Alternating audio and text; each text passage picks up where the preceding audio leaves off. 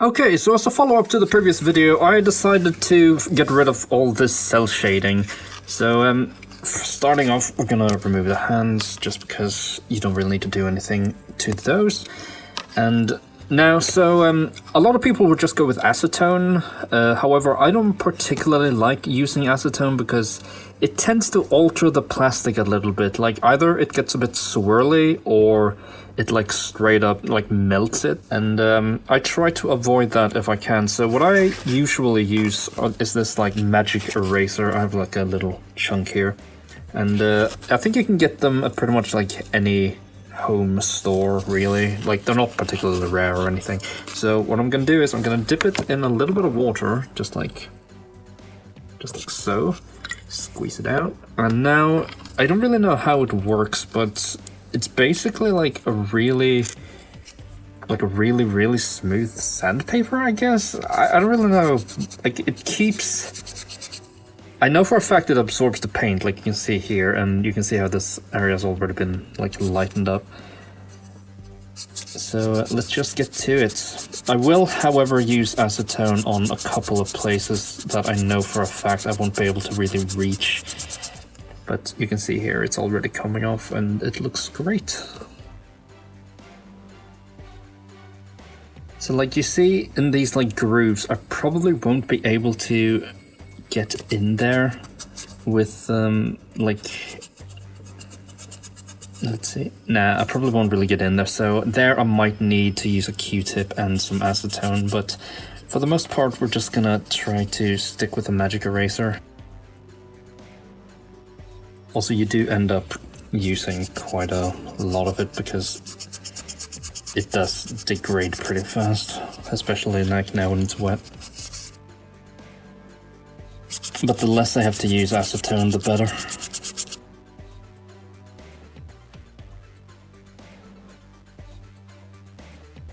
You can see here, like, flawless transition. So for these like hard to reach areas, I haven't really tried this yet, but this is just a little sewing needle, and I put some of the magic eraser on it. So just dipping that in some water. My theory is that this is gonna break really fast, but no, it doesn't even work, darn it.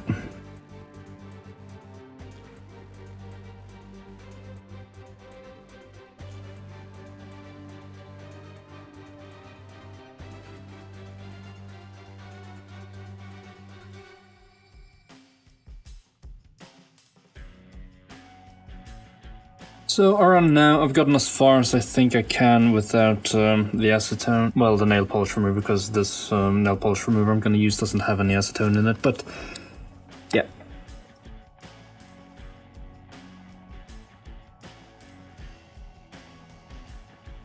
I'm diluting the nail polish remover in a little bit of water as well, because I don't want it too strong.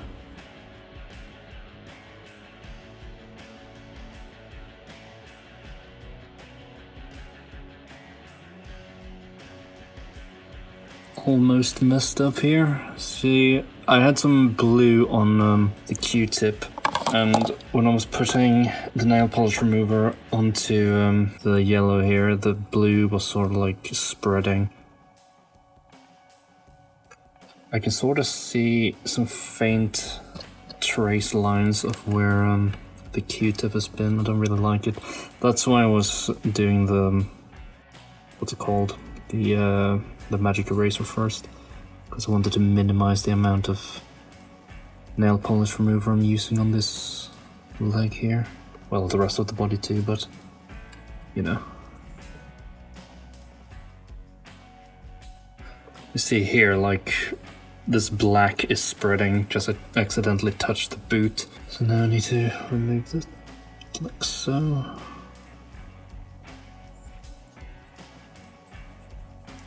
You see as well, it's not like really perfect. It's like decent, but again, the magic eraser did a better job. I would also like to put some water over it, just give it a good wash, because I don't really like the idea of the acetone potentially like eating through the plastic here. Well, I keep saying acetone even though it actually doesn't have acetone in it, but the nail polish remover. Because I've had that happen in the past, even if it says that there's no acetone in it. I just don't trust this stuff.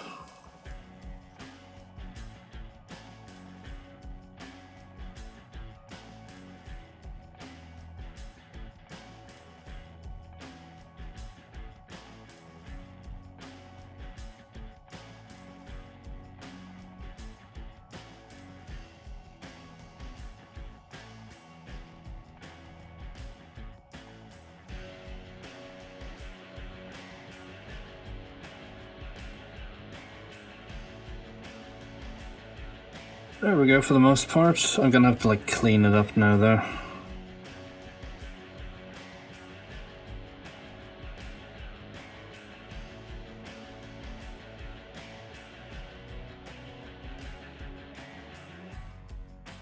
We did it! We removed like all the shading, and now we have to go into repair work, so to speak. So I'm just gonna use some Vallejo black. And we're gonna repair all these bits here.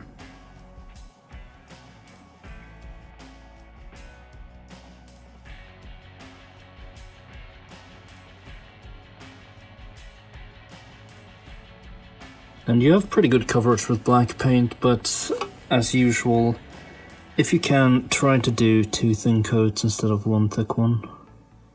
I'm diluting this with quite a lot of water.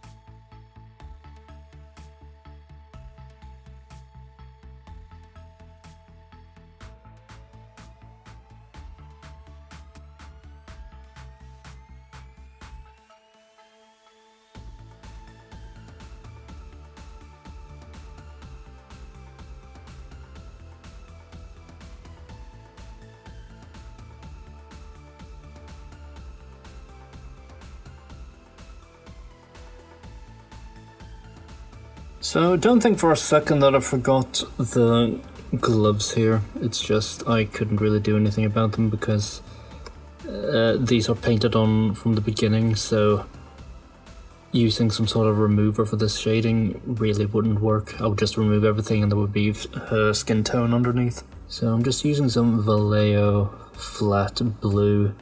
It's sort of close enough. I might do like a slightly brighter blue on top. I don't think this blue they're using is really covering too well. It seems like it could have used another coat.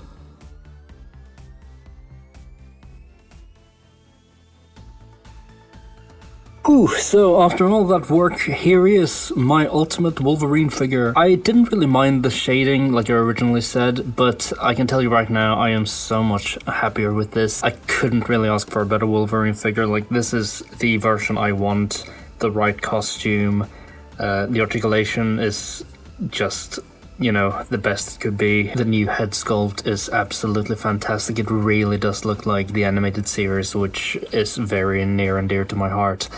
And like, we can take the original figure here just to show.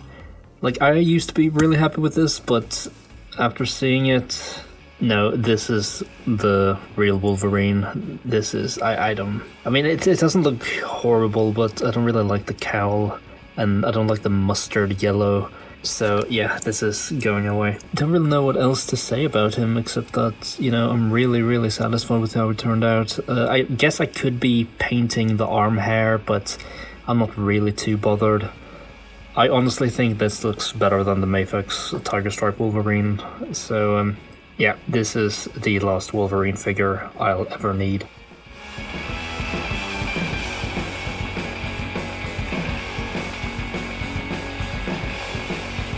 I go where I wanna go. They may get me, but I'm taking your ugly carcass out first. You always liked pushing around people smaller than you. Well, I'm smaller. Try pushing me! You sure showed him. Shut up, you puny little geek.